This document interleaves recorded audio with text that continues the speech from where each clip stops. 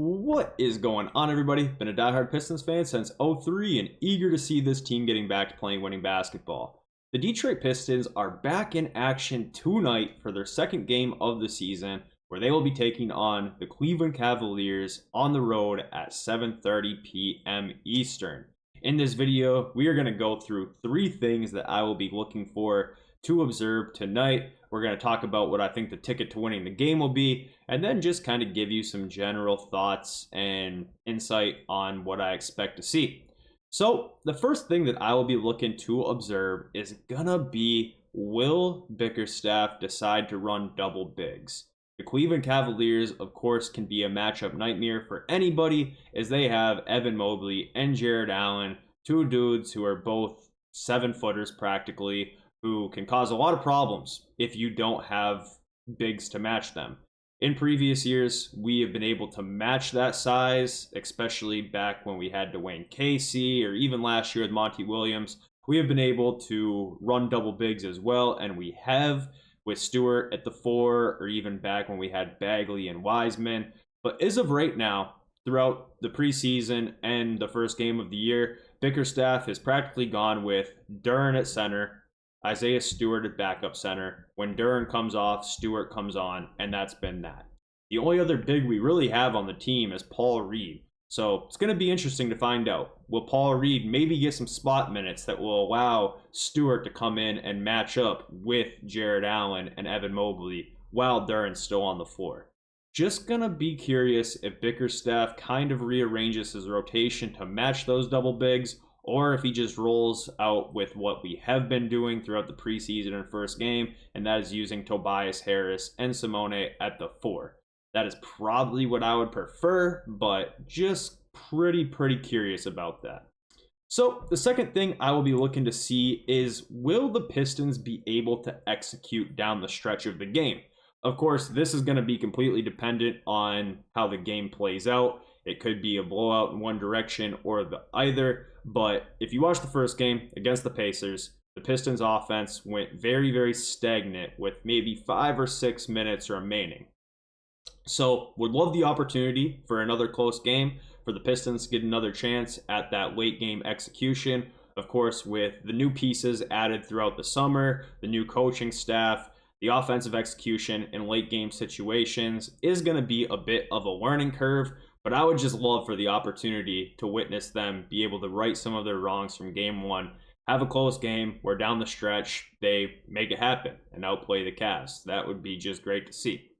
So the third thing that I will be looking for, can the Pistons keep up the defensive intensity that we have seen in bursts so far in the first game and throughout the preseason?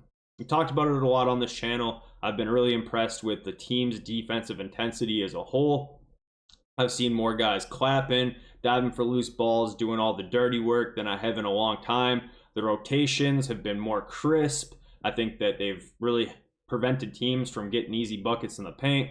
The off-ball switching, the off-ball denial has been better than what I've seen over the past couple of years. So really hoping that the Pistons can continue that and hopefully make it last for 48 minutes.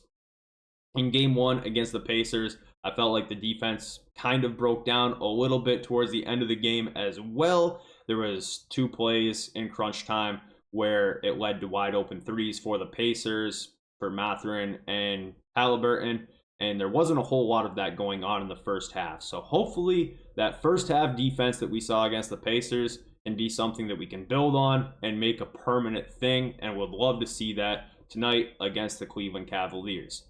And that kind of leads me into what I think the ticket to winning the game will be. I think that pretty much will be the ticket to winning the game, but more specifically, containing the Cavaliers guards.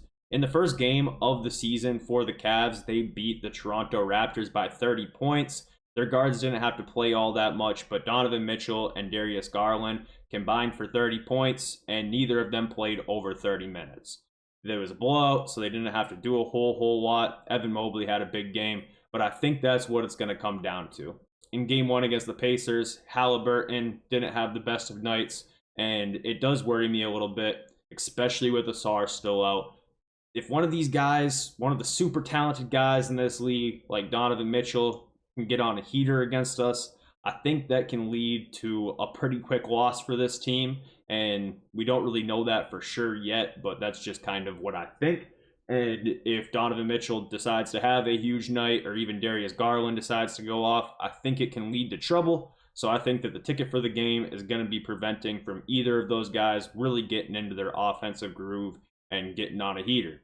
I think that, of course, there's going to be other things that play major parts in this game. We're going to have to score the ball ourselves. We're going to need Tobias, Cade, Ivy, all our main guys to score the rock themselves. But above all, I think that if we let Garland or Donovan Mitchell get into their groove, I think it could be a long night for the Pistons. So we need to stop that from happening if we want a chance to win. Outside of that, really just trying not to get too far ahead of myself when it comes to evaluating this team. I don't think we can expect too many other rotational changes different outside of the potential of maybe going to the double bigs. I think that the starting lineup will probably remain the same. I know a lot of people were a little bit skeptical about Tim Hardaway Jr. starting in game one, but I do think that we continue to see that in game two. I don't think that in particular really played out too poorly in game one, so I think we'll continue to see that for the time being. Outside of that, don't really have a whole lot to add about this game.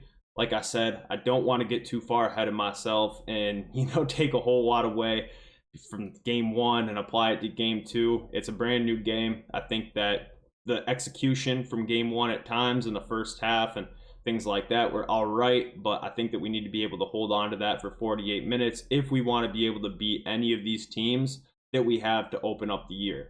The schedule is not going to get any easier anytime soon. After the Cavaliers, we got to play the Celtics, the Heat, the Knicks, the Sixers in the next 4 games. So it definitely can't be a situation where we come into this game, get popped, and say, oh, well, we don't got to worry about it because the schedule gets better soon, because it's not going to. We have a long ways to go before we get any games where we're playing against teams that are not projected to be in the playoffs. So would love to get a win on the board here. I think that it would really help start to build the confidence of this team. I think that there's already good signs of that. The vibe is just so much better from a team atmosphere standpoint, but I think a win would really help it, because with this tough schedule, if the Pistons start to kind of, start off 0-3, 0-4, 0-5, that when's the first win gonna come feeling could definitely start to sink in from a mental standpoint.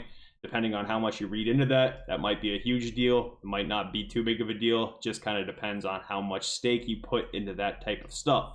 What I will say is last year during that 28 game streak, I think that definitely got to our head, but knock on wood, we can't get anywhere near that. So like I said, I don't want to get ahead of myself, but just talking hypotheticals here. Let me know what you guys think. It should be a fun game, Friday night game. Then we play again Saturday against the Celtics. So we'll catch up with y'all soon.